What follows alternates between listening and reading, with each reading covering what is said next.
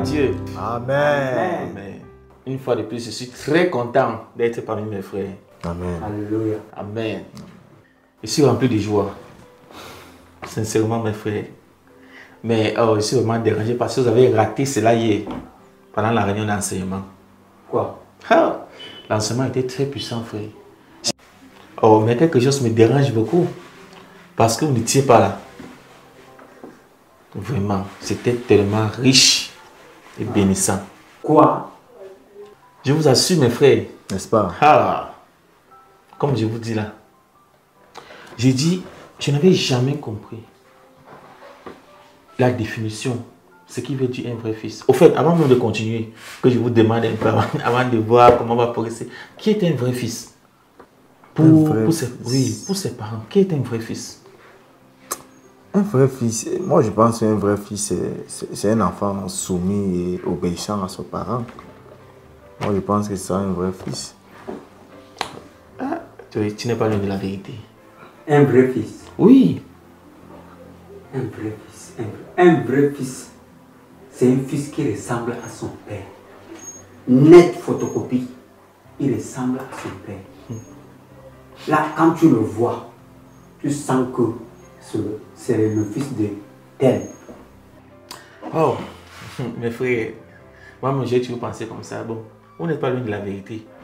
Hier, j'étais tellement touché au point où je me sentais comme un étranger dans la salle. Un vrai fils, c'est celui-là qui est prêt à donner sa vie pour la réussite de son père. Que son père soit là ou que son père ne soit pas là. Il est prêt à se rassurer que son père réussisse. Que son père soit satisfait de la mission dont il doit accomplir. C'est ça un vrai fils. Waouh. Ah bon? Oui. Prenons le cas l'exemple dans Genèse chapitre 22. D'où Isaac était prêt à donner sa vie pour la réussite de son père Abraham. Pour que Abraham réussisse dans sa mission. Au point où lui-même a tendu les mains, son père attaché, et déjà au niveau d'être sacrifié. Je pense aussi comme ça, comme vous. Même dans le Nouveau Testament, regardons dans Jean chapitre 3, verset 16, la Bible nous fait comprendre que Dieu a tant aimé le monde qu'il a donné son Fils unique, Jésus, afin que quiconque croise en lui ne périsse pas, mais qui ait la vie éternelle. Jésus a accepté de nous porter nos péchés et de mourir sur la croix pour la réussite de Dieu le Père. Est-ce que Jésus a hésité avant de partir? Jésus a obéi. Il est parti pour donner, il a donné sa vie. Pour vous et moi, afin que nous soyons d'où nous sommes aujourd'hui ici. Je n'avais pas compris, je vous dis la vérité. Je suis là, je suis déjà édifié en ce qui concerne un vrai fils. Et je veux m'engager désormais à donner ma vie, à être prêt à donner ma vie pour la réussite de mon père. Frère, c'était tellement puissant.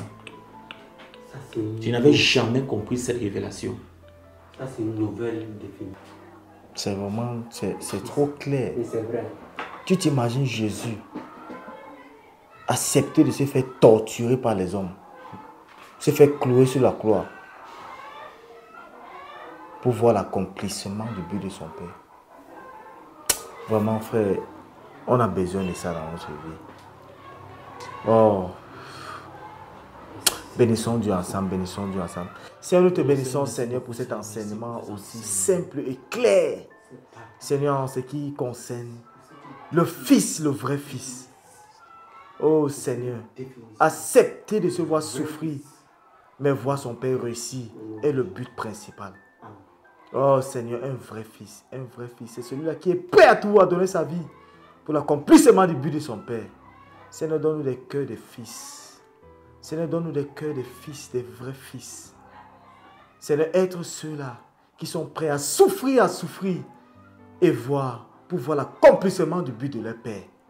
Oh Seigneur, Seigneur, donne-nous des cœurs de fils, des vrais fils. Seigneur, donne-nous cela. Seigneur, donne-nous d'être ces vrais fils. D'être ceux-là qui vont accepter de souffrir pour le but de voir leur Père réussir.